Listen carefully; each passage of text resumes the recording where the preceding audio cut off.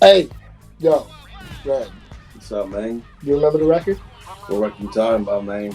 I'm talking about anyone out there by 3-6 Mafia. That record, well, I will always remember that record. Shit. That is the epitome of one of the most. Well, I can't. I'm not gonna say darkest because it's not that word. It's when this came out, it's like shit. Yo, it's that season. Yeah. Happy Halloween. I'm still trying to come up with the word. Look. What's up, Cornerstoners? My name is Johnny Warbucks, and I'm here once again with Kalishnikov Red. And welcome to our 28th installment of Remember the Record. Today, we're talking about the cult classic Anyone Out There, which was first released on the album Chapter 2, World Domination, back on November 4th, 1997. But before we talk about any of that, we need to do a little housekeeping over here to give them even more reasons to keep trying to steal our podcast money and give a couple of quick shout-outs. So listen, once again, please follow us. Where? At Remember the Record. I lost my spot on my own speech. Please follow us at Remember the Record on Instagram and leave comments there and our other social media pages to have your comments and questions read on future shows. Follow Remember the Record. How cool is that, man? We love this whole piece, man. It's like, who's better than you guys? No, you guys make the intro so much more entertaining than what we can do. Yeah, man, we give it our best. But so follow the Remember the Record podcast on your favorite streaming platform. We need help seeing more followers, comments, ratings, reviews on these platforms. So please do so if you haven't already and like this content and want to see more of it. Follow the Rappers Corner podcast on YouTube, Facebook, Instagram, X, and TikTok. Please. Follow it, motherfucker. Yeah, man. It's that season. This is when people go missing. We want to give a shout out to MC Endure out of Sacramento, California. His show on the Rappers Corner is out on YouTube right now. So please go and check that out if you haven't already. MC Endure, man, such a pleasure meeting you, man. Absolute pleasure. We had a great conversation with MC Endure. It was a dope show. It's a dope conversation. We'd love to hear your feedback on it in the comments on YouTube. Listen, coming out next for November, we're going to do Ramsey's, Ali Davis, all right? So that's happening in November. If you want to get a head start on his content, you can go over to Instagram right now and check out Ramsey's, RHAMSIS, Ali, ALI, Davis, DAVIS. That's on Instagram. Show's coming out in November. All right? So that's what's happening right now. And this is the ending of our horrorcore themed episodes for Remember the Record. So we had, what did we have? We had Brother Lynch Hung's Rest in Piss. Yes. Necro's Dead Body Disposal, right? We had DMX's Damien. Yes. Today we're going to be doing North Memphis. Yo, we're going to do 3-6 Mafia, and we're going to talk about Anyone Out There. Don't save her. You don't want to be. Don't save her. Yo, come on now. And, so in the next month's November, and we'll talk a little bit at the ending of the show what the plan is for that. So, with that being said, before we start speaking about the record, we wanted to give a shout out to all of our listeners, anybody who wanted to comment on the show. And this time around, it was short. It was small, man. The Facebook pages weren't really commenting back. We didn't hear anything on TikTok, Instagram. It was real quiet. Shame. But on Johnny's Facebook page, on his page, want to give a shout out to the homie Joe Minato. So Joe Minato said, Joe, what's up, Joe? And to protect the innocent and the presumably guilty, we're just going to use some initials here. He says, shout out to CHLP, who put me on to 3-6 back in the 8th grade. All right.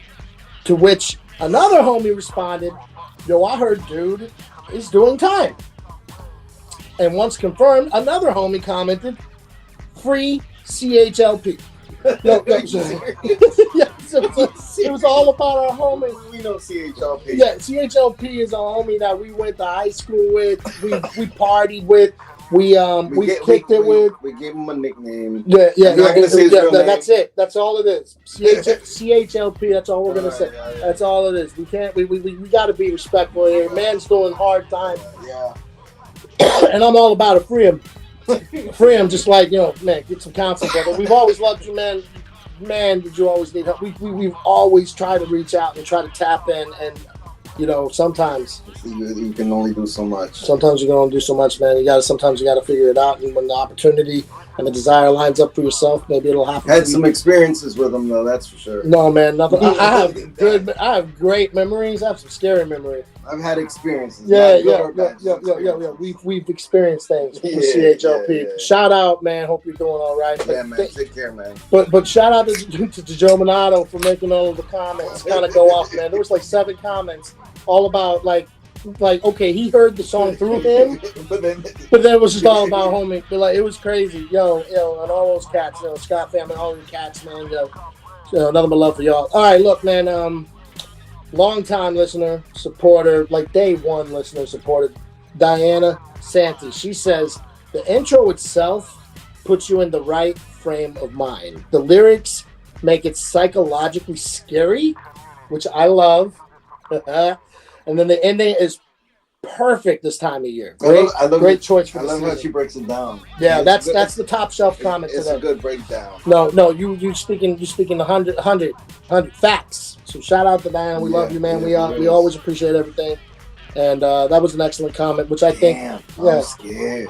Is anyone out there? And also I want to give a special shout out to the bot poster, Kim Ashley, who clearly knows nothing about the record, who responded with, "It's really nice and wonderful." Sorry, Kim, but we won't be tagging you in this. I just thought that was hilarious. I'm like, who is this chick? No, that was funny to me. We also received our first angry emoji response on Facebook for this one. Really? Anonymous. Like, I couldn't find out who did it. They get so angry. They don't. And listen, man, it's a divisive group, right? The name of it is 3-6 Mafia, right? And I get it. Some of you, that might be like North, might be demonic, or we're supporting Satan and Satanism and all of that crazy stuff. Look, man, it's entertainment at the end of the day. 3-6 Mafia was a real crew that had real dark shit happening. Yeah. But the music has always been, to me, like listening to horror movies, watching horror movie flicks, Yeah. Look, it's any of them crime dramas. Look, we're not supporting this way of life of slaughtering people. I am. no, but it's entertainment. 3-6. I mean, look, just shocking. If you hear the name, you already know what it is. Yeah, you know what you're getting. If you're gonna listen to it, you kind of. There's a disclaimer here, but there's no disclaimer here because you already know what it is. Yeah. So my guess is that angry emoji person just thought it was naughty pants. Just pants on fire. Well, like they are naughty though. 3-6 is pretty dang naughty, and I think we should go ahead and break it down by getting into the stats of the record. So this is anyone out there buy 3-6 Mafia. 3-6 Mafia, aka 666 Mafia, aka the Mafia 6 with the 6IX, aka Tater Club of Thugs. OG, originally known as the Backyard Posse. This is DJ Paul, Juicy J, Crunchy Black, Koopsta Nicca, R.I.P., Gangsta Boo, R.I.P., and specifically for this particular record, the Wicked Lord Infamous, a.k.a. Scarecrow, a.k.a. Kaiser Sosa, R.I.P. R.I.P. Huge R.I.P. for the one of my biggest influences of the Prophet Posse, Hypnotized Mind, and the Clubhouse fame. All right. The song was recorded in 1997, and it first appeared on their album, 3-6 Mafia's album, Chapter 2, World Domination. Mafia. Recorded in Memphis, Tennessee. As far as like a particular studio, this gotta be DJ Paul's house, man. Yeah. They don't say nothing. It's gotta be. You know what I mean? It's just like, it's one of their homes. It's Juicy J's crib or something, right? The label was released on Hypnotized Minds, all right, and through Relativity. Oh, okay. Massive. And that's how this was their commercial record. This was the big one that put them on the map with Tater Club Up. Yeah. which was like the third version of that song. Yeah. Because this group, and man, we'll get into it later. Like from one album to the other album. It was like a lot of the same records, slightly different, because they were just constantly making these mixtapes. It's such an interesting background, the underground stuff. It's like the growing. That's why I love this group, because you see their like underground growing process. Even on the record itself, there's a record called "I Ain't Your Friend," where like he's like in this demonic voice, this dark voice. He says, "You thought that underground shit wasn't gonna work with you," and he starts laughing. He's like, "Read me, bitch." Yeah. So, produced by DJ Paul, Juicy J. This is written by Lord Infamous. It's track 20 on this album, and the length is 3 minutes, 12 seconds. Check out these samples, bro. This is interesting. The scratches that we hear, right, that's from the 111 mark. Laura Olsher, all right, the Unsafe Bridge. It's a sound effect from the Disneyland Chilling, Thrilling Sounds of the Haunted House from 1964. Oh, shit. Damn. Disney. Damn. That's some that's some crate digging. Crazy, man. The main theme itself, never seen this movie, watching it tonight. Comes from about the 114 mark in the movie. 1993 horror film, Man's Best Friend. This is like Cujo was big. Somebody made another movie about a killer dog. Man's Best Friend. This detective Kovacs, he discovers this body of this postman, and you hear this but it's way lower and way slower. So he has pitched it and slightly sped it up. Man. And look, this movie, the intro, because I was trying to find it, because I just knew it was from the movie. I was like, where in the movie? So I started watching the movie, like fast forwarding through it. And so like the intro, they've used that intro in a bunch of songs, man. They've used multiple pieces of Man's Best Friend. Really? And 3-6 Mafia records. Oh, okay. So if you haven't seen it, I don't know, it looks real campy. I'm going to check it out, though. All the same, man. I love the fact that they do this, because they pull from a lot of different horror movies, and we'll talk about that in a little bit. Certifications, obviously. Hold on, just real quick. Yeah, I love their samples because they sample things that, like, not only like you kind of got to know what you're looking for, 100%, but like the fact that you know it. I know, is what makes it tight. Yeah. It's like they, not on this album, but they do sample two things.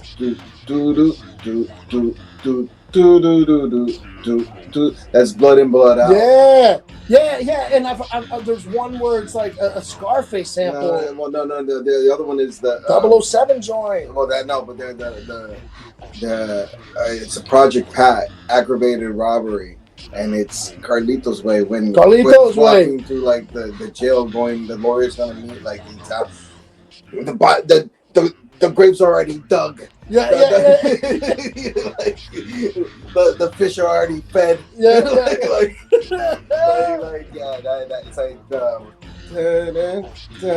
but they do it, and that's why I love 3-6 or Juicy J and DJ Paul respectively. They're so. They're tapped into a lot of things that, like, I mean, it's not just horror movies. I mean, look, it's like fucking Disney. Yeah, Blood In, Blood Out. And then all this gangster stuff, like all this stuff that's just kind of hot from every age of your life. Like they're and you know what it is that they kind of influenced me not to just look and buy vinyls and buy like, okay, like this is. But they teach you how to dig. No, they teach me how to just like listen for things. Yeah. Like if I'm like watching a movie and I hear just one piece, you're like, yo, I'm yeah. That's what I'm saying. Back when we were doing all the cassette tape stuff, like we would hear movies, it would be like quotes. But it'd be like, yo, we gotta use but not even the quotes. It'd be like it'd be the music. But I'd just be like instead of it's that. So when you listen to the song, right, that scratch, that is just a piece of what is a very long. That's what I'm saying. Sound that they not only sample, but they fucked with it. Yeah. It's a wholly unique sound because of it, and so like you have to hear the sample to appreciate the sample. We'll go you know back what I mean? to it because we're going into the It's an unsafe bridge from Disneyland, chilling, thrilling sounds of a haunted house, 1964 from Disneyland. But okay, look, yeah, as far as like certifications go, though, yeah, this song wasn't a single, doesn't have a video, and of course it's too dark. Yeah, it would have made it. Come on, man, if Necro got that body disposal, this would be a dope music video. You know it.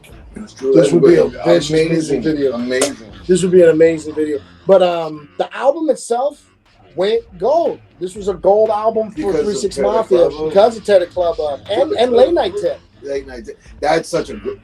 It's one of my favorite records. That sample and the hook, everything about that record. I love Late Night Tip. Hold on. So like, as far as the album on charts, it hit 40 on U.S. Billboard Top 200. It was number 18 on top R&B and hip hop albums. This was a successful album. But I feel like 3 6 is always successful, like with their shit. Well, their following is hard. Yeah. Like there's a lot of fans in a lot of different groups and artists. I don't think there's quite much like a 3 6 fan, like a real diehard 3 6 fan. No, obviously not. But if like high fly five. Well, you're right. Once they started going, because they won Grammys, man. Yeah, that's what I'm saying. Like, I didn't even mention that in my side notes. I forgot to bring all of that stuff up. These guys are Grammy Award-winning artists. They did movies too, and they did reality shows. Reality shows. They've done all kinds of stuff, man. Like they own their own movies and they like Choices, and they made their own soundtracks for those movies. So check those out too. Yeah, dude, Choices is super dope. Mm-hmm. And then like their whole imprint. A posse cut. Ooh. Yeah, their posse cuts, and that's another thing I think they were very prolific with. Like, there's in this area, like Bone Thugs was doing it with the Mo Thugs family, but like posse cuts. These guys before Cash Money, before No Limit, these guys created the posse cut, man. I mean, or at least they like made it the staple of their sound. Like there's a posse cut or 2 or 3 on every album, and they're always like the best song. The best. You know, because there's just so many. This clique goes deep beyond just the ones I mentioned now. Would you say the War With Us is a posse cut? War With Us is a posse cut. Yeah, that. Yo. Yeah, that record. Oh my gosh, yes. Dude, that's a posse cut. It's a fire posse cut. That 007 one is a posse cut. It's a fire posse cut. Even that really satanic one. The one with the Omen soundtrack? Yeah. And you hear like witches like crying and stuff? It's off of the same album with with the Rocky one. Yeah. It's the name of the album. Yeah. I forgot the name of the album. But anyways, it's that one. Look. All the body parts, all the Break the Law records, like they have dude, I love Break the Law. I mean it's just the music itself is like we'll talk about it. Hold on. Let's wrap up let's wrap up the side notes so we can just break so we get there. We gotta get there. We're ready. But look, half the members fell to drugs and perished from drug-induced complications, including our Lord Infamous that we're talking about today. Or got too scared. Heart attack December 20th, 2013. Koopsta Nicca had a stroke with intracranial aneurysm October 9th, 2015. And the most recent was Gangsta Bushi OD'd from a litany of cocktail drugs January 1st, 2023. R.I.P. man. And God, she was doing music with the Chicanos. You know that she did a record with Eminem? Oh, I didn't know that. Dude, and like the song, I mean, Eminem sounds way out of place. There you go with your... I had to do it. But like, definitely go back like baby the past five. But it was definitely 3 6 shit. Yeah. You know what I'm saying? And very, very out of place. Yeah, get out of here. He's the least favorite part of the record. Get out of here. I digress. But listen, man, like 3 6, let's talk about it. Like, so I'll be honest before you even start. He put me on to 3 6. Dude, like, this is a band, this is an act that like I discovered because I was a diehard Bone Thugs and Harmony fan. Like, these guys were doing their thing for years. They were doing their thing for years, bro. And I keep hearing stuff about 666 Rivals and Mafias and all these Bone clones and all this stuff. I mean, but there was a time too of like, hey, there was like a lot of that whole who's coming out with that sound first type of thing. Yeah. But like, who's making it stick? Who's making it stick for real? Who's gonna get their name as the originator, right? But like, ultimately, man, the thing is that the internet didn't exist. There's a lot of like rumors and hearsay. People are coming up around the same region where there could be similarities in sound to begin with, because like Twista was doing it too, Do or Die, Crucial Conflict. Like, are some of these guys clones, counterfeits? Maybe. So I rock with all of them. So this is where I think it becomes an interesting fact here, because so I was gonna ask you earlier, but I knew we were talking about other shit, but like I got a question. Who do you think had more impact in the South, Atlanta or Tennessee? Ooh. I think on a business level, Atlanta has the bigger impact. On an art level, maybe. But as far as style? Like, yeah, see, Tennessee gets it because today, the music we're listening to right now, or not listening to right now, right, is stemming from 3-6 Mafia. Even going to all of the Memphis, even going to the Ghetto Boys. You know what I mean? But the Ghetto Boys, they were doing their own. But see, Texas. That's why I'm like, okay, because Texas. All right, Texas is the South technically, but like for me, Texas is its own thing. Yeah. So like, I don't feel like it's Louisiana. I don't feel like it's Alabama. I don't feel like it's Miami. I feel like Texas is its own thing, and then like that. I know it's not the center. I know it's not Midwest, but to me, that's why I excluded Texas from this question, because it's Atlanta is obviously Atlanta. Outkast, Jermaine Dupri. I mean, but even think about like what is it? Miami had its own thing with all of the but Miami didn't. Like, they had the bass and the dance music, but it didn't stick like that. And Miami was. It created all the club music. No, but I know, but no, you're right. But Miami kind of just stuck there. Like if you listen to like. And it made enough of an impact where cats like Death Row, like Snoop and Dre, were like dissing those cats. Like, yeah, but at the same time, I mean, like today, right now. Right. Today, right now, is Memphis. That's what I'm saying. Like, no question. Even prior to that. All this mumble stuff. Ludacris and T.I. and Outkast. Like, I feel like that made more of an impact than Florida did. Even though Florida had, like, their peoples. But I'm just saying, like, that's why I exclude Texas. Because I'm like, Texas has its own thing. But even Texas, some of Texas, if you hear, like, their swagger, I mean, it's the twang of Texas. But then I see the similarities between the Screwed and Chop from Tennessee and Texas. 1,000%. I see the lean, the whole lean scene. Yeah, 1,000%. That's Texas. The heavy drug scene. Right. Both of those. So that's why I'm saying like including Texas, it has its influence. Atlanta or Tennessee. I don't know. That's an ill thought, dude. Because like, I think today's impact, it's got to be Tennessee, bro. But like again, on like a sound scale business, like hip hop conglomerate thing. Then again, they won Grammys. Yeah, they won Grammys. They also were independent. Yeah. And they were posse cut it out. Yeah. I would say that 3-6 births things like No Limit and births things like Cash Money, which is that's what I'm saying. Birth things like the style of a lot of Texas too. And that's why I'm just like in the South, Atlanta just really stayed. I mean, it put it out there, but it stayed in Atlanta. Like really, like I mean, like T.I., for instance, to me is one of the to me is up there is like I like his steez, right? And I like Outkast's steez too. But like, and I know Ludacris is up there with a lot of people. His flow. I mean, he's a dope. You know, I wasn't a big fan of that time frame. No, because this is around the time that like all the Lil Jon stuff and all the club stuff was happening. Yeah. All the house stuff was coming back into play. But I will say Ludacris and T.I. really had some good flows.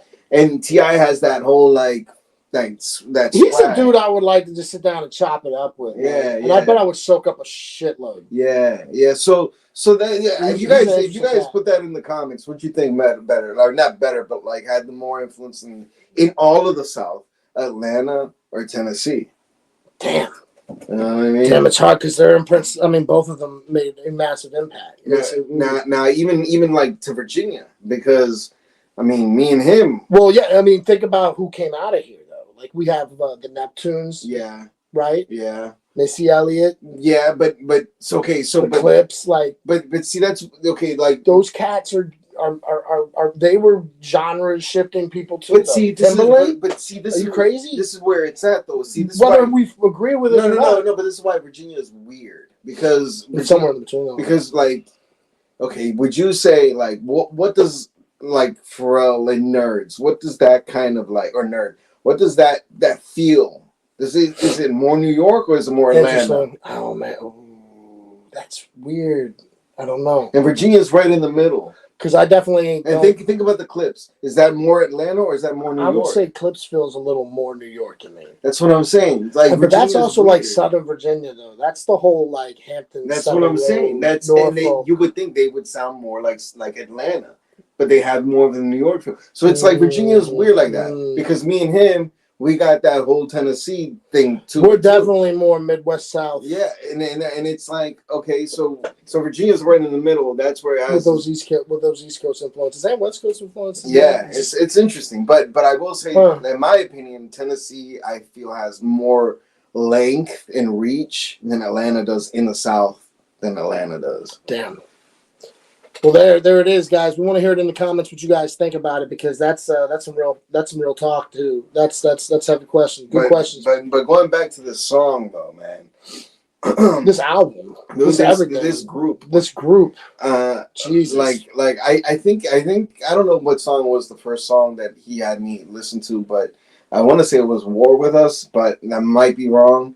But I know because like the whole time he was like, man, you're gonna love this group. You're gonna love this group. This is all right in your alley. This is who you are. This is, and I was like, whatever, man. I mean, dude, at the time, this encompassed a lot of our. And I was like, I ain't gonna lie. Like, I always had this anti-Southern thing, you know. Like, I didn't want to be associated with Southern rap. I wanted to be associated more with New York rap, right? So, like, I was like, man, I can appreciate. I was like, man, they're from the South, and like everything from the South was sounding at that time. It was like there's little this and little that, and it's like, you know, at least Outkast.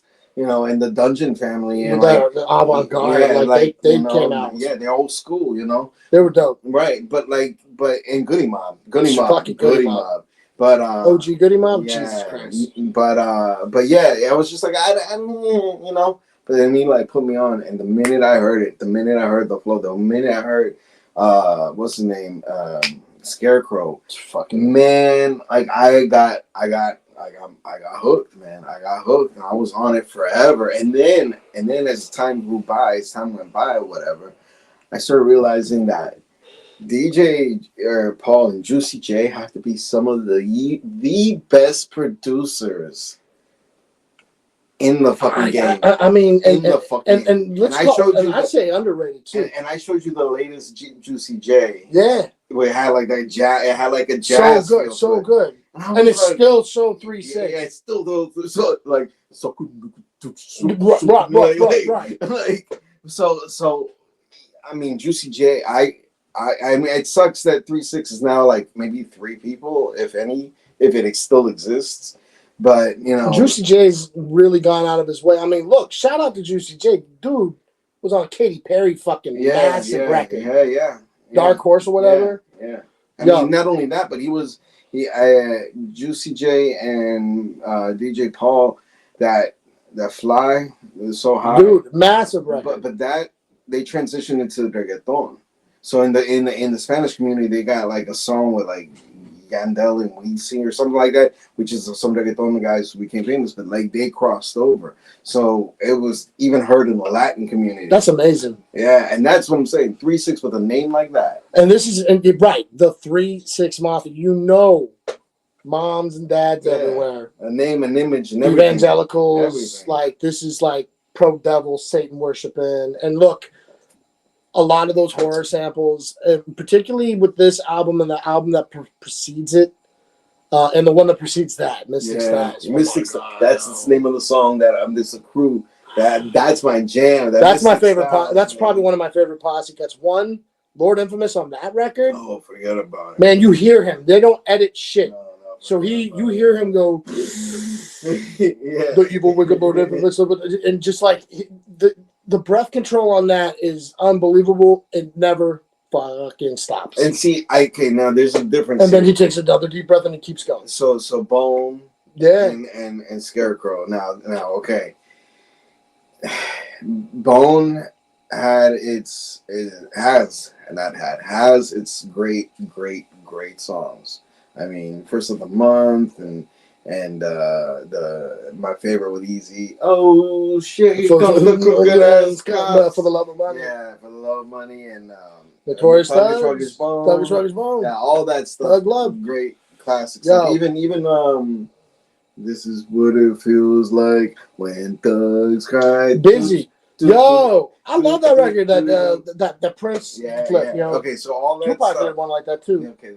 He We're did talking. Okay. So you're funny. Dude. So we have like the Bone does that, and I do like their flow, but their flow is unique, and their flow is not. It doesn't have a dirty South, and I think that's Ohio shit. Man. That's where a different. That's why I go more with like 3-6, and I go with Scarecrow because of that bounce. Bone does. It's not that I don't. Bone doesn't have balance. It has correct timing. Yes, and yes, it's very precise what they do. Yeah. And 3-6 Mafia has the balance with the. There's almost like this echoing thing happening with some of the flows. Yeah, like they call themselves Hypnotized Minds. Yeah, and that's the subtleness of the stuff that you hear in the Koopsta music. in particular, Lord Infamous in particular, those two have these like in the background ripple rhyme schemes that sound like you're being hypnotized. Yeah, not okay. Okay, so your main vocal has that, but you're also your background because they have like a lot of like, and it'll be stupid shit. Like I'll hear like not 3-6 in this particular, but there's one that is another one I gotta talk about, Evil Pimp, because Evil Pimp is exactly like Scarecrow. Yeah, and Suicide Boys is exactly like them. So what they do, just new era. What they do, and this is directly off of 3-6, is they'll like sample and lose something and be like really stupid. Be like, I kick in the door like I'm Kung Fu Chang. I kick in the door like I'm Kung Fu Chang. And just repeat this one thing. Yeah. And it's like it could be the stupid. It's like her butt be so big that it looks so that her butt be so big that it looks, and it's like the same thing over and over. And it becomes super catchy because it gets stuck in your head. And it's like north, like and it's north, south of mid, wood, north, south, Mississippi. Dude, it's so hot. It gives you like this. Not only are you listening, it gives you a full experience. Yeah, man. Like you're not missing out on anything at that point. That you're absorbing everything. You're getting everything, and that's why I will go more with 3-6 musically. That bounce, the flows. I mean, Bone is still good, but it doesn't. It's not that. The naysayers for Bone, one thing that they always say, like the ones who are just like talking shit to talk shit, they'll be like, it's the same guy, just in different pitches, right? Like there's one guy who rhymes like da da da da da da da, and there's another one who does da da da da, and there's another one who goes da da da da da. It's all the same shit. I do not concur. This is not true, but this is what people say. I don't hear it. I will 100% tell you when you listen to 3-6 Mafia. DJ Paul, Juicy J are on kind of a wave, but like Crunchy Black don't sound like nobody else. Project don't sound like nobody. Gangsta Boo don't sound like nobody. You know what I mean? They all are insanely unique collectively creating this sound, right? Like even like their hit "Tear the Club Up," right? Like all of them even are like very like different. Later, like La Chat. Yes, who is like an honorary member of 3-6, like she's there. I mean, even in the Hypnotized Mind camp, like there's just a lot of standout voices. A lot of those giant posse groups, a lot of these people just sort of disappear into things. But people like Project Pat and Lashat in particular, they like really came up. But like M Child had a very unique sound. Indo G, very unique sound. You know, I love this group and they're dark. And they're twisted, and it's a great way to vent. Like, I'm just gonna do some evil shit. I just want to hit a motherfucker. Well, why are they dark? Let's talk about this song real quick. Like, why? What is this song? What makes this? Why does this fit the season? Yeah, like. So, I mean, one, this is not a group that's well known for its stories, right? It's not like they do a lot of storytelling. They do have storytelling, and on this album in particular, seems to be quite a bit of it. Yeah. 3, 6 in the morning. Yeah. You know, even Late Night Tip is a story, essentially. But like, and then Anyone Out There is this dark story. Man. And it's a dark story. So let me put you in the context of where we were. I was just broken up with my girlfriend, and he had just gone through a tumultuous relationship. We're both heavy into like stuff that maybe we shouldn't be heavy into. Yeah. And we were really heavy into it, and we thought that like the world was closing in on us and that we were alone. So then when we hear this song, "Hello, I'm scared. Is anybody out there?" This is the exact. This is why we this song was such a thing for us at the time and the context of our life, and that's why I said earlier, this will never be forgotten. This record, because it was like a tattoo, like an etching. You know, like that, a self-etching. We were doing twisted shit like that. We were self-mutilating. There was we had a lot of issues that were not being addressed, that we were more or less therapeutically sharing amongst ourselves and through our bars. And through our bars. You know, just writing shit. Yeah. That's I think how we got through it without the need of the proper therapy, psychiatry, medication. Because it could have gotten a lot worse. But this song in particular, has anybody ever seen the movie The Vanishing? Did you see The Vanishing? Nah. That's the one with Sandra Bullock and who's my man? I forgot the name of the actor. God, man, that's terrible. He does a phenomenal job. He is fucking demented in this. And that other guy, God dang. Sandra Bullock was like one of her first movies.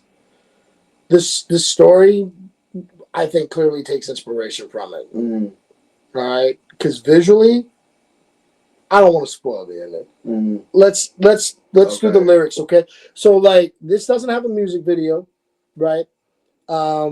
This wasn't a single, so it's a story, and Lord Infamous is telling it in this insanely dope beat. I mean, just the bells and the synth and the scratches. It is dark. It sets a tone. It sets a scene before Lord Infamous ever speaks.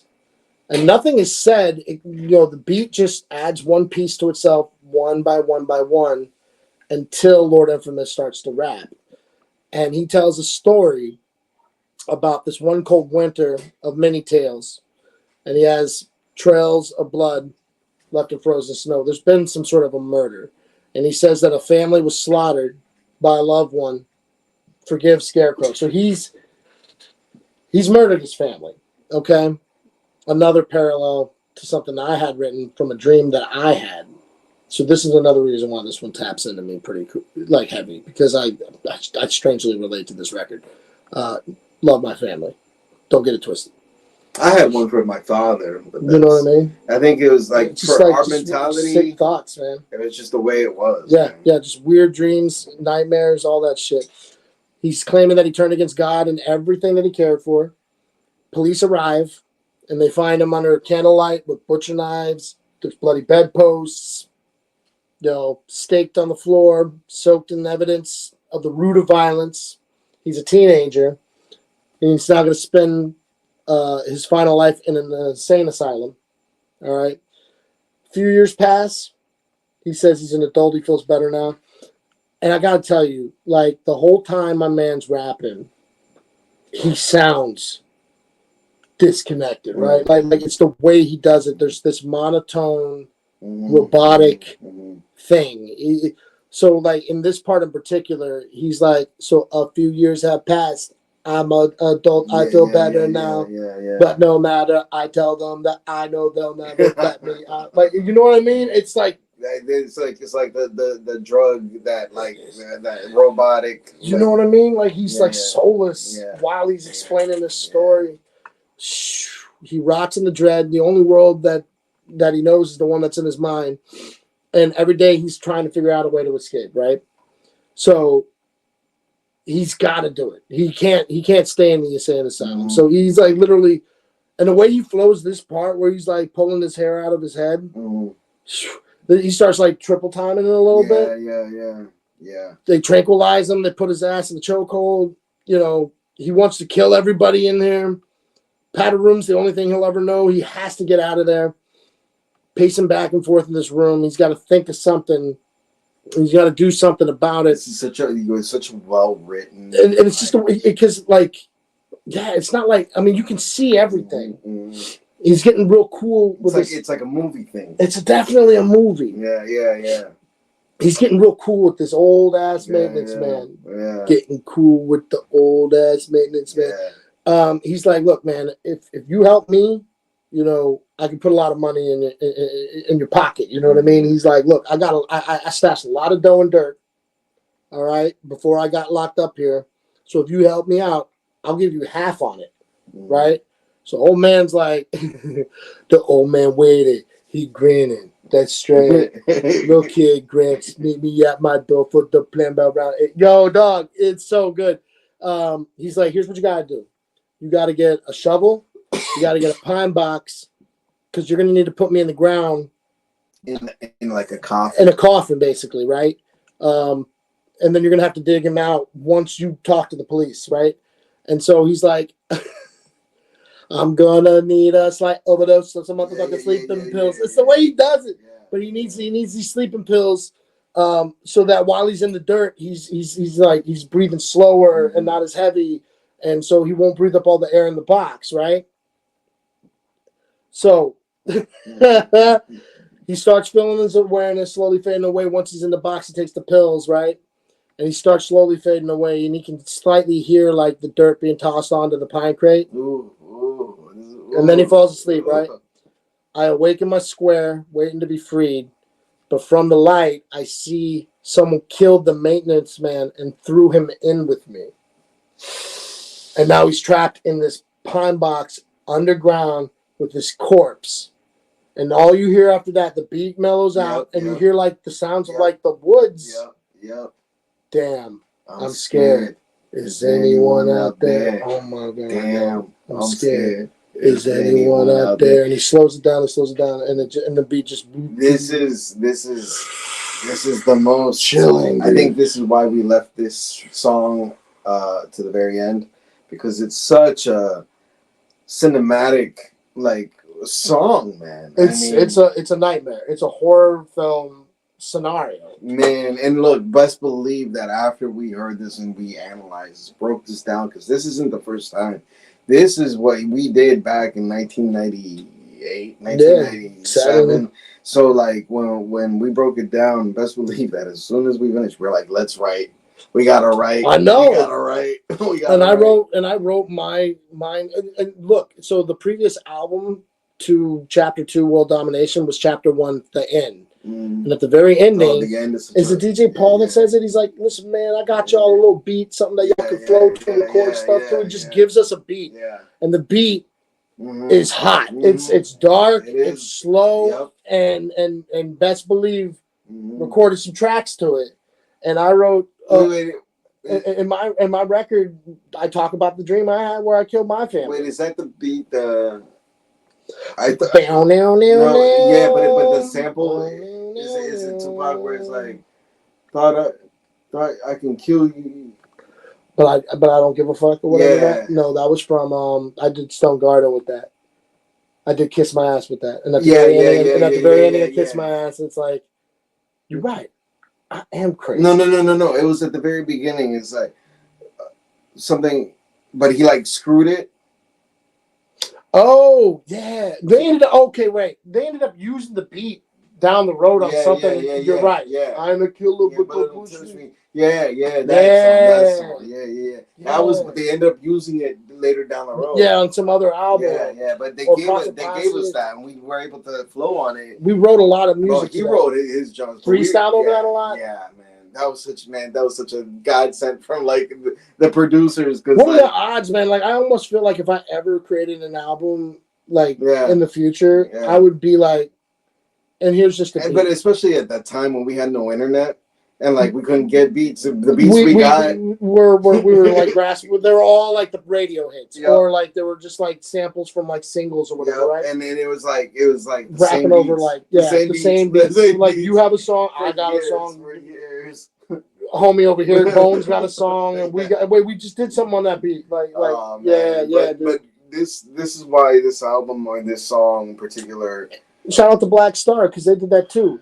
At the very ending of the album, they just got a record called May December, and it's just a really Dead Prez did too with the jazz. With the jazz, yeah. And these were all things to sit back, reflect, write. Yeah. I actually wrote to the jazz one, but then I like changed it to Koga Monks But going back to this song though, man. I mean, just those verses. I mean, what he just broke down. Like, please listen to it if you're really about it. If you're like into this season, season of sickness, with the 2 C's. So that's right. Definitely check it out, man. I 3-6 Mafia. Not only is it for the horrorcore that I listen to them, but I also listen to them for like just the swag and the bounce, man. Even their goofy songs, "Slap on my nut." Oh my god!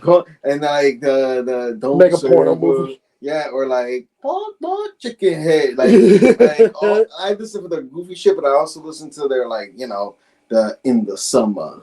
Yeah, which is just like a cool record, dude. I love In the Summer, man. We were talking about that one on during the summertime. Yeah. So in all, like for me, 3-6 Mafia, particularly those first 3 albums, man. Mystic Styles, the End, Chapter 2. Well, no, I mean it goes down to everything. But you're right. Like there's all these other big hits, but like I studied those 3 tapes. Yeah, no, but they're underground shit. They're well rounded, well encompassed with like everything that like I particularly like.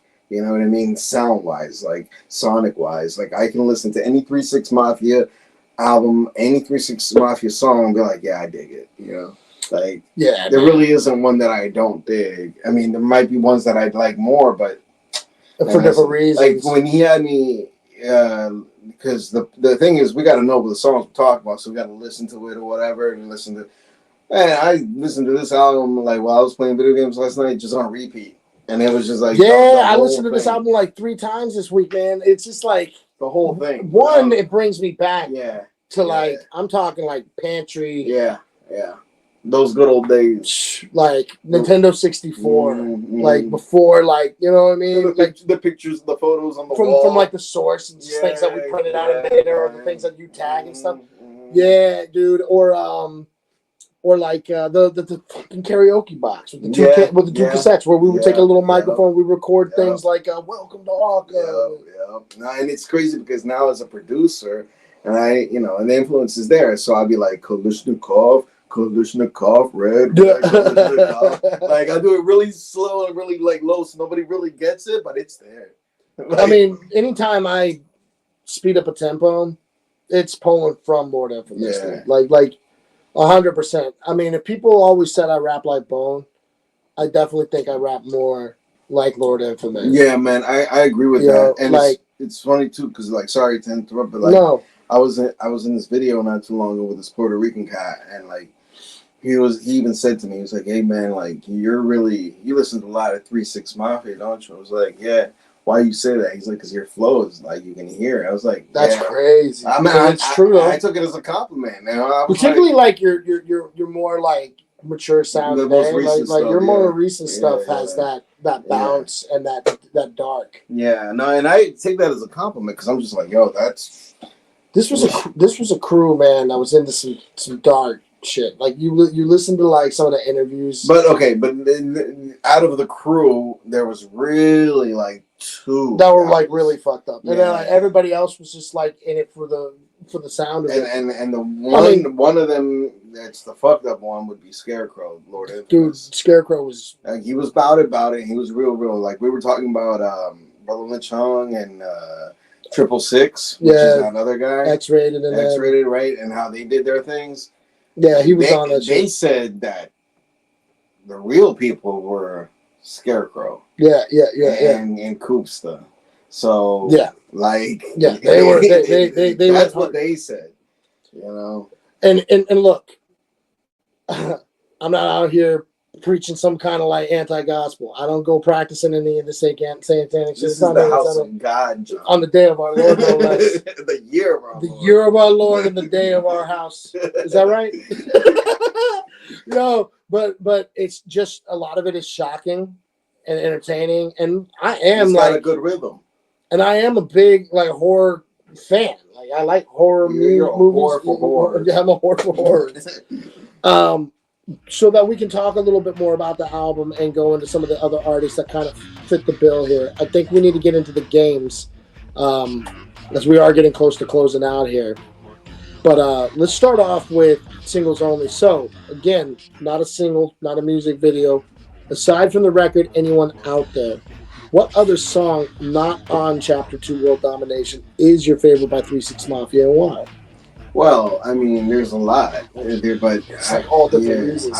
Yeah, they're all different reasons. The one I would say I listened. Okay, how about I break it down? Wait, do you have a question on who's like a favorite artist outside of like when they do their like solo shit or anything like that? No, but we can talk about that. Okay, well, I'm gonna bring it up right now. So like, I my favorite artist from 3 6 would either be Scarecrow or Project Pat. Scarecrow I listen to mostly on 3 6 and haven't really listened to a lot of his solo stuff. He's got a ton out there. Yeah, I listen to mostly Project Pat's solo stuff as opposed to his 3 6. I think he's the one that kind of like blew up the most, right? Right. So then like I listened to the Gangsta Boo solo albums. Okay, so I like her albums. So then like, okay, so my favorite song, or one of my favorite songs, there's many, I would have to say War With Us. Yeah. Just because it's that sample goes hard. And it's a great gym song. Like absolutely. It's a really great gym song. And not only that, but like the follow-ups they did with the boxing in 3 6. So they did the War With Us. They also did a song with Rocky Balboa, which was I forgot the name of the song, but it was for the Rocky Balboa like album or soundtrack. And then there was another boxing song I think they did for the boxing game. So like the knockout, whatever. So at the end of the day, like I love boxing and I dig that they dig it. But then you have their poppy stuff, which is again really good stuff too. I'm saying, man. You know, so it's like it's hard for me to say like what other songs. That song like this is a complicated one because their trajectory, right, is so diverse.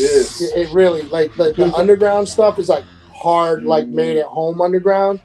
The lesser known stuff also like that, but it's like way darker. And then there's like these incredible pop records and like and shit like that. So like, I mean, on the radio, I really did fuck with Stay Fly. I did fuck with Fly a lot. I like that one a lot. But like me, it's got to go back to Mystic Styles. Man. Mystic Styles is a great song, great album, great everything. And it's probably that song. Yeah, it's really hard because I love Dead, Body Parts from the end. Yeah, I love Dead Bodies. But like the first Break the Law, Break the Law 95, I guess. Like it was the first commercial, the one on Mystic Styles. Because that beat is like psycho. It's like horror movie. Recognizes 666 shit. We so fucking thick. Like it's just so deep. It's rugged and it's look. I'll be honest. The first 3 6 quality is horrible, but it's the best one. But it's so good, so awesome. What was the one? Fuck with this click. That beat is so fucking dark. Yeah. No, even like the samples, the tape ones where it was the quality, where it was just like really bad. Like it was like DJ Paul just like literally cutting some shit up. And it was just like repeats, like Gray Records, like Northwest Westwood, North Memphis Westwood. Yeah, like that, like past the can. Powder gets you hype. Gets you hype. But see, which is a goodie mod. But like they would do all this shit. Pull it off perfectly because they are what they are. And the screwed shit too, right? Yeah, man, they're screwed shit, man. So that's what I'm saying. It's they encompass so much. I was definitely like more tapped into 3 6 in the era of the more underground shit, right? So like, it's got to be Mystic Styles, man. Yeah, Mystic Styles, man. I mean, everybody come correct on that. I say War With Us. That's off the same Mystic Styles album. Like, so that just tells me Mystic Styles album in general. So fucking good. It's a great album. But then again, like Getty Green for Project. Yeah, man, that's my jam right there. Up there, smoking this bud will get you up there, up there. It's just hungry hippos. Like, come on, dog. Look. It's so silly, dude. This is the thing too, right? So you guys all know I love Rakim. You guys know I love Big Daddy Kane. You guys know. But there's some dumb out shit. There's time for it. Exactly. So look, when you got that simple, like, stupid shit, I'm like, yo, that shit's amazing. Yo, man. Particularly like you just fucking chilling. yeah. Like you turn the brain off. Like we're just fucking around. Yeah. No, it's the perfect time for that shit, man. So in my car, I'll have Cannabis. Love a good drama, but I love a stupid comedy. Yeah, Cannabis, Chino XL, the Project Pat, and Crunchy Black. Yo, Crunchy. Crunchy Black. Man. Crunchy is like one of the craziest ones. He's hilarious, man. I love it. Okay, so now let's do the deep cut. So aside from anyone out there, what is your favorite record off of Chapter 2 World Domination? I'm willing to include the singles on that because it's just fair because we didn't talk about them. But like, so there's a couple of skits at the beginning. We'll Blast, which I think is a sample from MASH, bro. 3336 Mafia in the motherfucking house or whatever. Like that very first song. And then it leads into Hit a Motherfucker, which is just a fucking mashing, like, what do you call it? Mosh pit rap song. Yeah. Hit a motherfucker, hit him. Are you ready for us with the Dayton family? Which is what put me on to the Dayton family, which expanded me to finding out about them. And come on, Flint Town. It goes. What's on your mind? They have strong tentacles, man. All over the place. Prophet Posse, which is the Prophet the Posse, the big turn and set, and that's with that beat that we were just talking about. Which we'll get to in a minute. But like, and then Motivated, which is just like a chill, like we motivated. And then the more like again, like almost Friday the 13th, like eerie, I ain't your friend. Like the beat is just dark. Yeah. And all of them are rapping like dark as shit on I Ain't Your Friend. What You Do, oh man, what is that one again? Yeah, What You Do, I like that one. Spill My Blood, which uses that sample from Usual Suspects. Yeah. Have they come to spill my blood? And like Lord Infamous is like the Rowdy Bowdy Hunter, which he uses a whole other stuff. Lord Infamous is just so good. I come from the land down under. Yo, he's just dark, dude. You could see him just black cloak in the sky. He's such fucking dark. Who got them nines? Who got them texts with Project Pat? Yeah. And then you got gun claps. They hit a gun claps. Yeah. The rowdy gun claps. 3-6 in the morning, which is Ice-T 6 in the morning mixed with Coolio's Gangsta's Paradise, but ultra violent. Like, dude, 3-6 in the morning is crazy. And then, of course, their big hit, Tear the Club Up 97, big hit for them. Late Night Tip, another huge hit for them. Body Parts 2, which has the whole Prophet Posse, is dark and demented, and it's just a massive posse cut.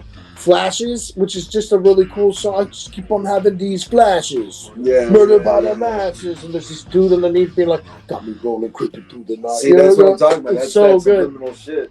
Neighborhood Ho,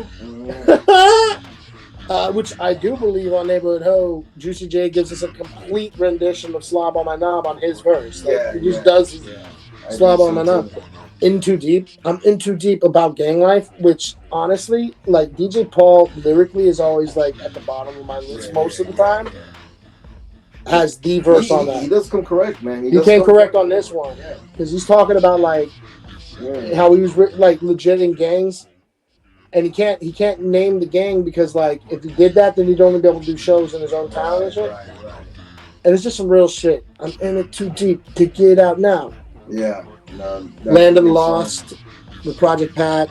Land of the Lost. Yeah. And then at the ending, they're like, man, it's the last motherfucking song.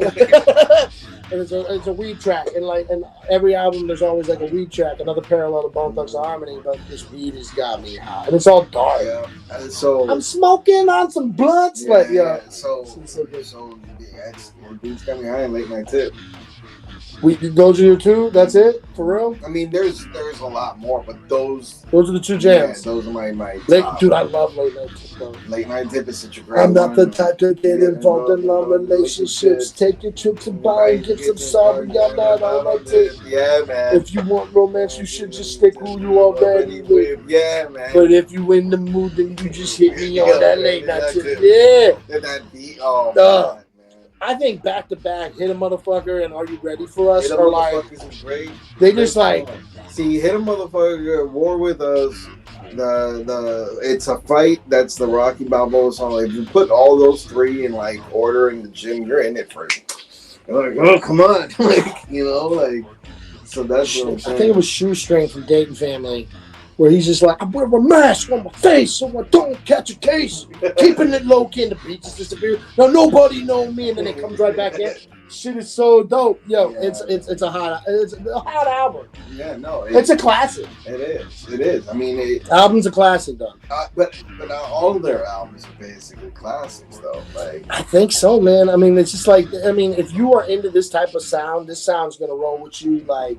But that's what I'm saying. You don't even have to be all horrorcore out. Like you can just be like, it's like you said, there's goofy shit. Yeah. There's like get hype shit, go to war shit. How many women love 365? Oh, I know, man. Yeah, so I mean, it's there, man. And Gangsta Boo, man, back in the day, man. Yeah. She was definitely one of my first crushes. Gangsta Boo was on my wall, man. She had like a mesh quasi see-through shirt. Yeah, I remember that picture. No, one of my favorite songs by them is with I think it's La Chat. Yeah, it is La Chat where it's Baby Mama. Yeah, oh yeah, man. I know you. Yeah. But see, I was and that's one of the more silly joints. But like, Baby Mama. I was more into the Gangsta Boo. Like, where them dollars at? Where them dollars at? Yeah, I'm with it. See, I don't know. Like, I like that ratchetness of like she ratchet though. All of them. They all are ratchet though. That's another thing. Is like this is ratchet ass music for sure. Like so I mean, ratchet. Beyond it being like dark, twisted, dependent, or goofy, like they are just they ratchet ass people. Like again, like I think I'd rather kick them with Bones than kick them with 3-6. You know what I mean? Like I might rather listen to 3-6. There's a lot of stuff with Bone too that's like. I mean, yeah, they into some shit. Yeah, like I don't know. But they have that spiritual side that I don't think these guys have. I don't think 3-6. Well, but this is they always ask me to worship the devil. It's like they can see the horns on my head. This is where it becomes interesting because it's so 3-6 Mafia, like I said, Project Pat and Scarecrow and all these heads. They had this image, but then you look at like Project Pat's like solo career, and he's got a lot of love for God. Juicy J's solo career is all about like progress and positive. Right. So this is where it's like okay, a lot of people are like, well, the name, right? Sure. The name is the name. The name is the name. The name is the name. Now, out of that group, like I said, 2 were really about it. The other ones were just more for like the look, the name. I mean, Boo said in an interview that she sat down and was trying to keep up and was like going to the library and getting books on the occult and satanic stuff. That's just like watching every horror movie they could 2 watch. were about it, but the other ones kind of were, but not really about it.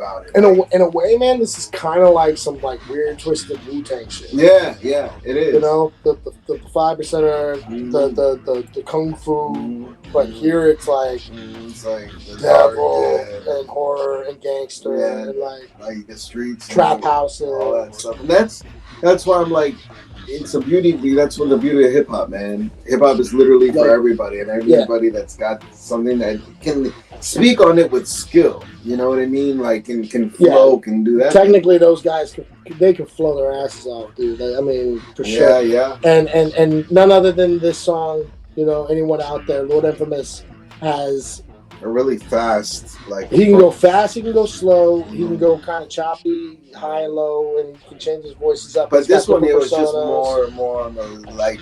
I mean, even though he picks it up at a point, but it's still relaxed, very relaxed, particularly for him and what he is capable of doing. But tends to, on almost every album, have a standout record just for him. And so I wanted to do a versus for 666 Clubhouse versus Where's the Bud versus Losing It. So basically, it's like we got. I like Where's the Bud, man. We got Scarecrow versus Lord Infamous versus Kaiser Sose. And you're going with Where's the Bud? Dude, dog. I mean, I've been at Bone Thugs and Harmony concerts where people are singing that shit because they're like, because they like smell it in the air and they're like, Where's the Bud? Yo, Where's the Bud, dude? It's a great song. It's a fantastic record. Dude, I know that like 666 Clubhouse is so good. Listen, guys. Yeah. Like on the dark side. If you've never heard it, same side, but on the Prophet Posse album, that version, all right, Lord Infamous is only rapping about dark shit. It's a Halloween themed song. So much so that when you turn it on, you got the Halloween theme song, like that, not the piano, but the other one that they use in the movies, right? And that's the beat, and he's rapping about dark shit. The beat at one point, you hear this, and then bing, he goes into a Rolling Stone sample. This is his favorite here. It's the Verve, Bittersweet Symphony. It's a bittersweet symphony. It's all like peaceful and happy. But my man is rapping the darkest, most satanic shit on it. It sounds so happy, but he's just like, I hate that song. We're gonna rip you into itty bitty parts. You hate this song? No, I hate you hate the original song. But when I hear Scarecrow on it's so awesome. I don't hate it, but I'm like, yo, like. And I rock with the beat. I love that song. Yeah, see, he likes it. And that's why it makes sense for Scarecrow to be rapping what he raps about on that song. It's just so good. The irony of it is there, but I catch the irony. And it's done very well. But just that beat, I'm like, because it's just so like. It's so good. You know what it reminds me of? What? What's that movie? It's in the 90s. It's with that Prince guy, Freddie, and it was a white guy with the curly hair. And it was like Cruel Intentions. I loved Cruel Intentions. And that's what this song reminds me of. This movie. One, like who's homegirl in that movie? Oh my There's God. two. All of them. Yeah, but I don't know why it takes me. Dude, I was big on those chicks too. No, one was like the dark-haired one. Yes, yeah, she was gorgeous. And then the other one was like a blonde one. Yeah, she was tight, but the darker one. Yeah, and she was a real bitch. Yeah, she was like all like. She was nasty. She was like a cheerleader in another movie, and but she was a bitch too. Yeah. She's always a bitch. She's always a mean girl. Girl. This song takes me back to that. I respect that. I'm like, dude, I love Cruel Intentions. That was a twisted ass movie. But anyway, but like, yeah, just the way he's rapping over it. We're gonna rip you into itty bitty parts. Meet me on the side of town where they got the graveyards, devil 666, voodoo dolls, hexes, like that. My brother loves that shit. It's so good. I respect it. Where's the Bud is the anthem. See, you like Happy. I do like Happy records. See that? No, the song Happy. I love Happy. See, I hate that. I had a daughter, and like that song came out at the exact time that I actually felt happy. Oh, there you go. So there, I mean, that makes sense. But I like happy songs. Though. I know these guys are upbeat records. I like that. All right, look, okay, whatever. Look, all right. So now let's get back into the posse cuts, the famous body parts. So there is body parts 1 on the end, body parts 2 on World Domination, body parts 3.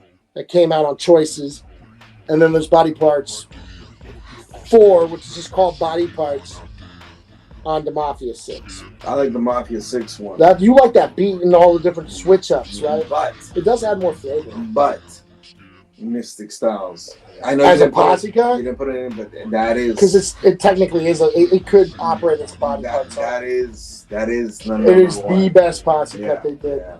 That beat is so dark. Yeah. The quality's not that great, but every verse is dope. Every verse. The random Beavis and Butthead sample. Everything, man. Everything. I love this shit.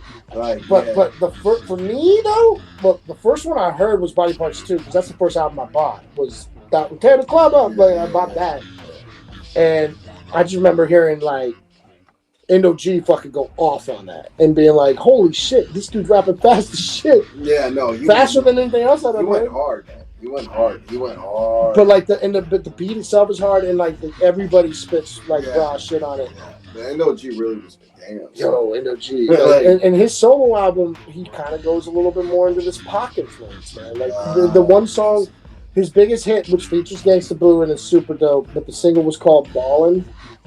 When I die now, if I die, remember me ballin', ballin'. But when you hear him rap, he's like, he does those elongated things like, when you hear him, do you feel me? Like, he sounds kind of pockish. Yeah. Because you can do the elongated words, but not that. It sounds exactly like Pac, you know what I mean? And he had that kind of vibe on it. The whole like thug until I die kind of thing. Picture me balling, like that whole ballin' shit. Yeah. Like all of that stuff is Pac. And when he died, a lot of people did this shit. A lot. When we talked about in the last episode, we literally just talked about it on the DMX episode. But that's real talk, though. This is another example of that. But man, there's that one posse cut with the Scarface in the club. It's like that sort of techno-y beat where like the shooting has already happened. Yeah. Okay. That. You know what I mean? Yeah, I know. They took that and turned that into a sick ass posse cut, and they did the 007. That was a good one too. Yeah, that was so good. fucking. I love that. Any rappers that use that, I'm like, yeah. Always in. I'm already tapped in. You do Art and Noise, I'm tapped in. Yeah, Art and Noise. Like there's a couple of them. When I hear the beat, I'm like, yeah, I'm tapped in, man. I'm ready to hear it.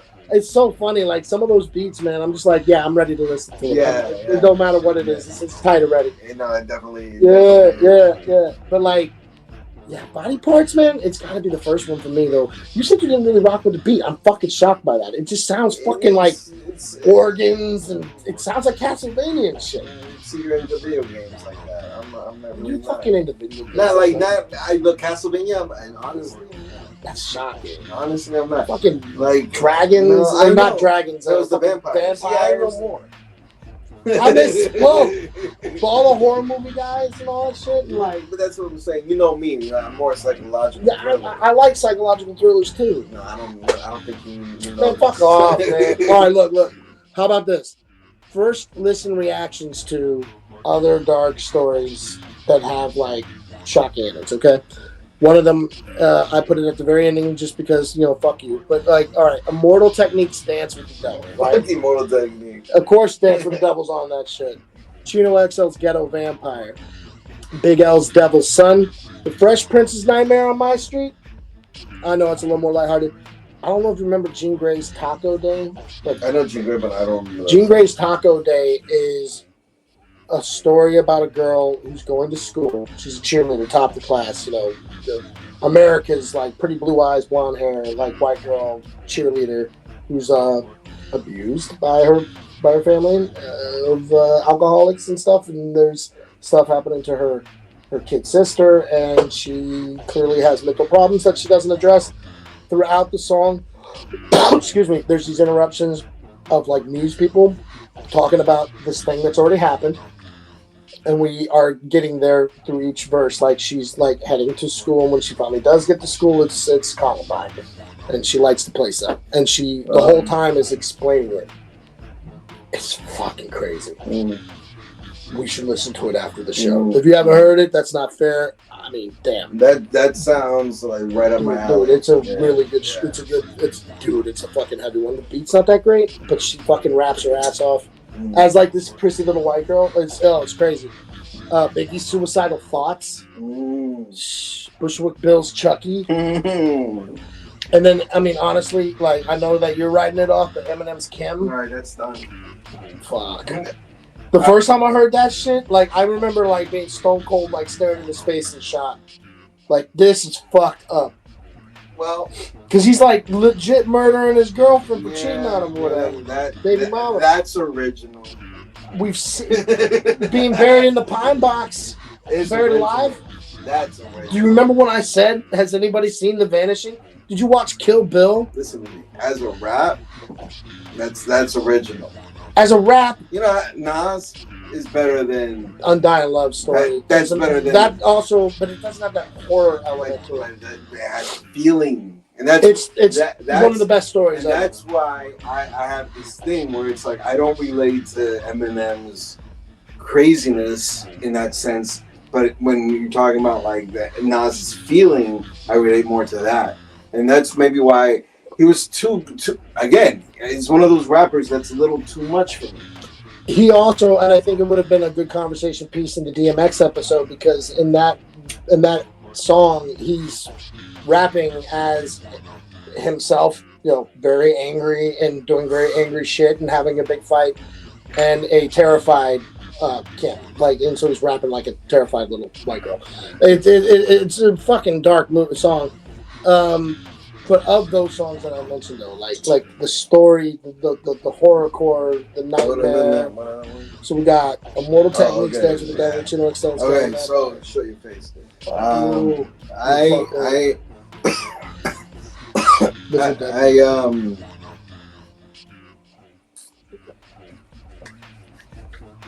Okay.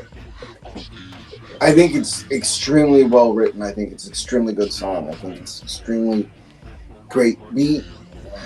I just don't like him, and not because he's an asshole or anything like that. I just don't like him because of a little bit on my end. It's a little bit of a bad side that I'm not happy about. But I'll be clear with you. I was doing revolutionary rap forever, and Ecuador and Peru have this beef that goes back a couple hundred years. And when he jealous. When he went with the technique, you salty. I was like, yo, come on, I've been doing this forever, and he gets it. Felt the same way about it. So in that sense, it was like I acknowledge that "Dance with the Devil" is a great song. It is a great song. But if you're gonna ask me, without bias, you won't take me. With bias, Bushwick Bill. Chucky. Yeah. Great. All of these records are great Halloween records.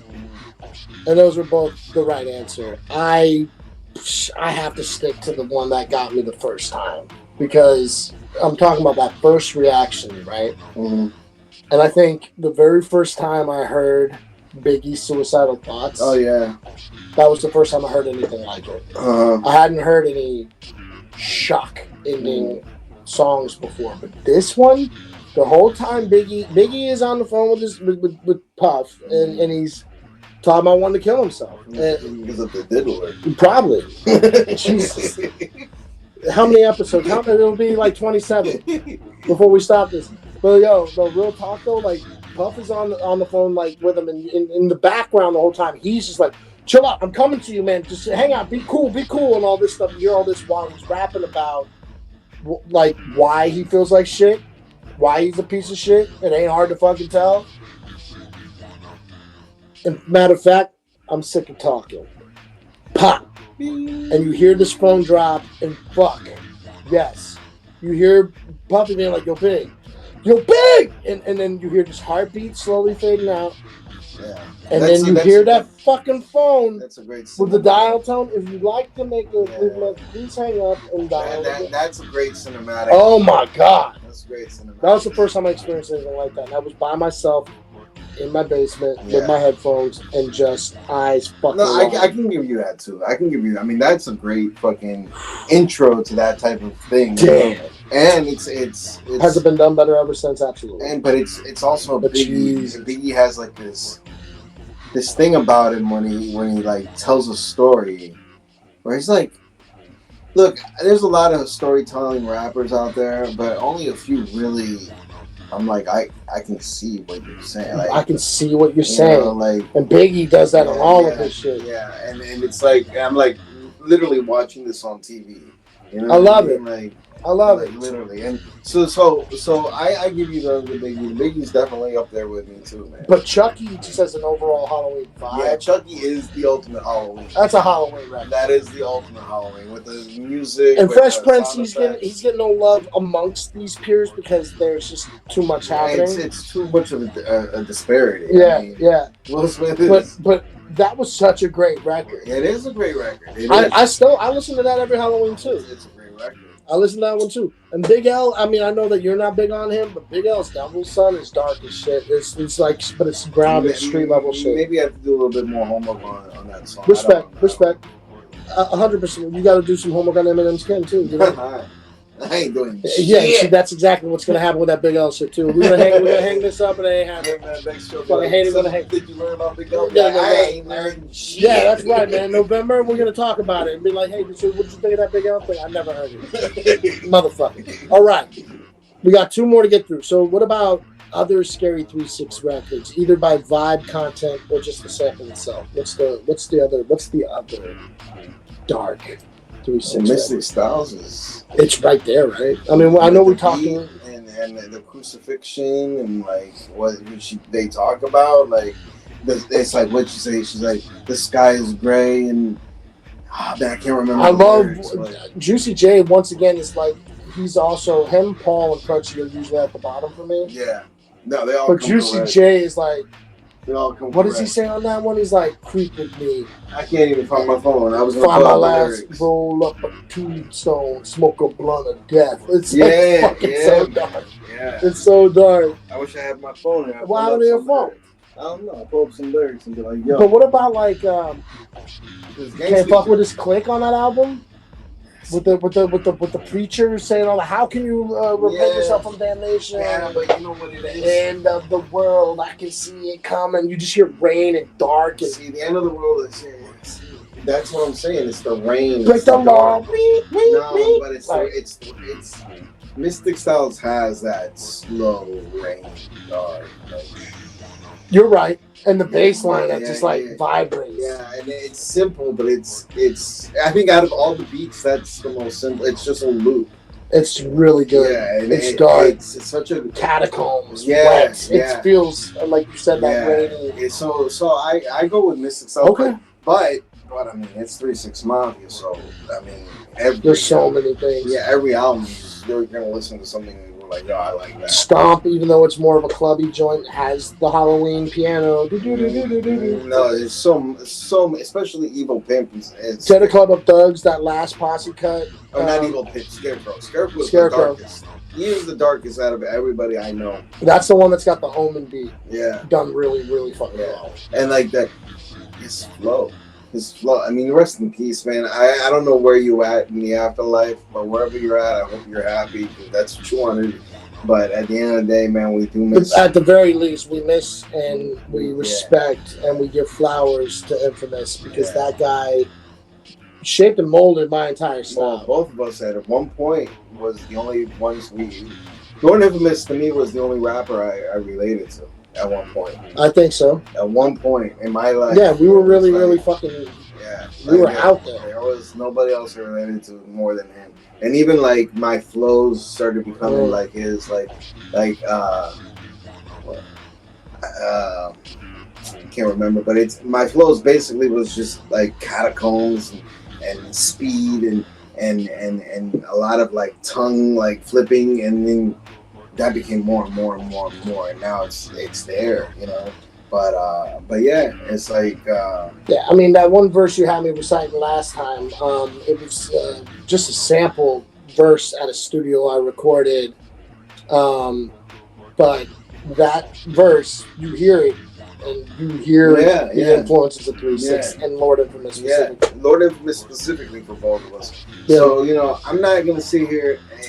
I guess out of this whole month, man, like there's been artists. I guess that is another question I asked. Like, of the 4 that we have reviewed this month, like which one is the one? You know what I mean? I didn't even know I was in the one there. But that's a good question. I mean, which one is the one? What's the top of the 4? We got Rest in Piss, Dead Body Disposal. We got Damien. We got Anyone Out There. Yo. To me, it's between Rest in Piss and Anyone Out There. That's crazy. I've got to put Dead Body Disposal up higher than that. Rest in Piss is probably the one at the bottom for me. Because I don't have the connection. Yeah, I came into Rest in Piss. But Anyone Out There is a Halloween record. It's a terrifying record. That's always the number one. Every time I hear it. It's always the number one. But the quality of the storytelling done by DMX it's sharper, but it also doesn't feel as dark. It's dark. It's dark, but it doesn't. Anyone out there? It's dark.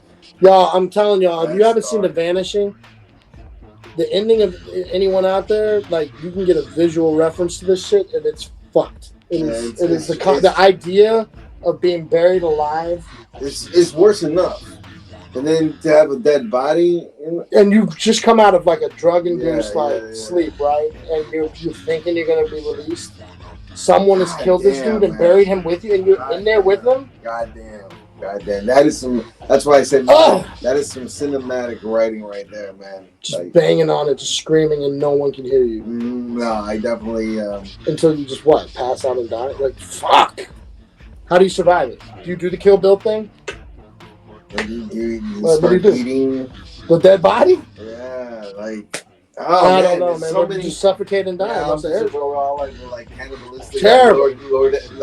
Lord, shout out to Lord Infamous. Lord Infamous and Brother Lynch Hung and Necro and it's a lot of dark shit, man. Yeah. Listen, R.A.P. to all you guys, all you guys that have died.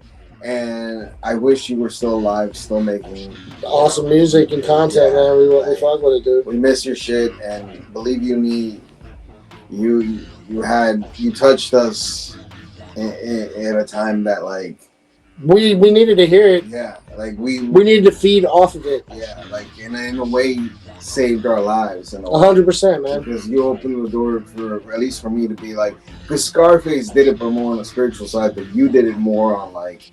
No, write exactly what you want to do. Like break the face, break the bones, feel the warmth of the blood going up your like forearms, like that kind of stuff. Write that stuff and get it out of you. Yeah, release it instead of going and doing it and experiencing it in person. You know what I'm saying? So make a fantasy out of it. Thank you, Scarecrow, for reals, R.I.P. Before we shut it down, it's Halloween season, man. And by the time you hear this, hopefully Halloween hasn't happened yet. Depending on how we get our track record out there, we have been known to be slipping, but 3-6 samples horror movies left and right. Okay, I know we already talked about The Omen, so I'm going to omit The Omen this time. All right, because you're going to say it again.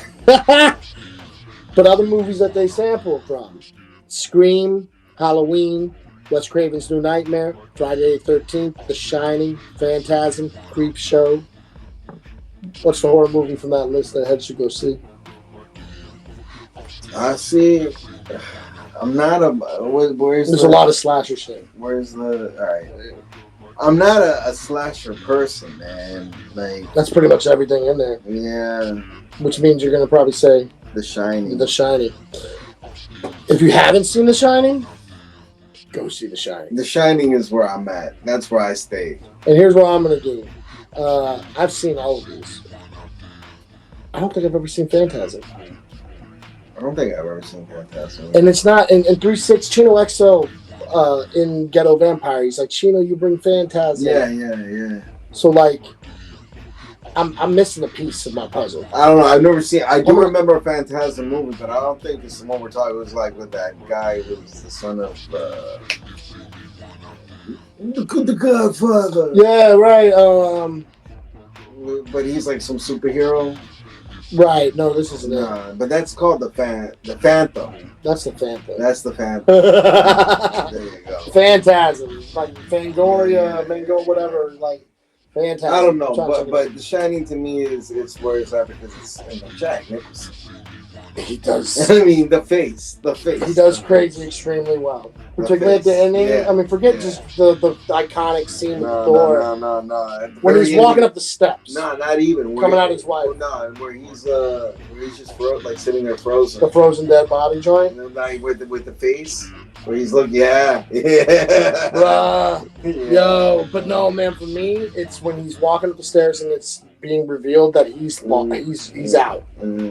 And she's got that bat, and she's like, well, I'm taking, Danny, and we're getting the hell out of here. Yeah. And he's walking up, and he's doing this Joker shit, before the Joker.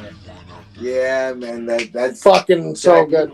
I'm not gonna hurt you. I didn't say that. I said, honey, I'm gonna bash your skull right the fuck in. Yeah, man. No. Twisted. Yeah, I'll give it to that's gotta be it. But I'm gonna check out the Phantasm. If there's a movie on that list that you haven't seen, you should go peep it. If you haven't seen The Omen, dude, You should go see Yeah, it. The first yeah. one, not the first Omen that just came out. It's pretty dope, but it's nothing like this. No, of course. OG Omen, dude, you should go see it. Let's check all the OG movies, period. Yeah, dude. You know? But nah, for reals, man, check out 3-6 Mafia. Like, check out, even if you're not into the whole dark shit, check out their poppy shit, because their poppy shit is off the hook. And, yeah. No, they got an extensive catalog, man. I mean, just listen to some 3-6 Mafia. It's October. It's the time to do it. Go listen to some 3-6, man. And definitely peep anyone out there if you haven't heard it yet. Yo, I know we just spoiled it, but, like, experience that. Experience that firsthand. It's so good. It's such a good record, man. That song, man. Just for the connoisseurs of hip hop, man, check it, because the way it's exquisitely written. I mean, it's exquisitely written. Like, it just sounds so just broken. Yeah, like, God, it's so good. It comes from a deranged mind, man. Mind of a lunatic. I've been Johnny Warbucks, Kalishnikov Red. Yeah. Listen, this is the end of October, so that means that we're going into November. What are we going to be listening to in November? Man, I can't even tell you. I can't even tell you, man. You don't even know, do you? I don't even know. I'm out of here. I'm not even here right now. Like, November is like family season, right? And so we wanted to kind of support a family, or camp, if you would. Like, not the campy shit. No, we're not doing camp. We already did Halloween over, man. We don't no more campy shit. No, we'll think about it. But the only big clue I think I can give you is like whoever we're working with on this one in November, we'll be gone until November. Yeah, boys. Check it out, for reals. We'll see y'all next time. All right. You always cover that good music. Bye. Peace.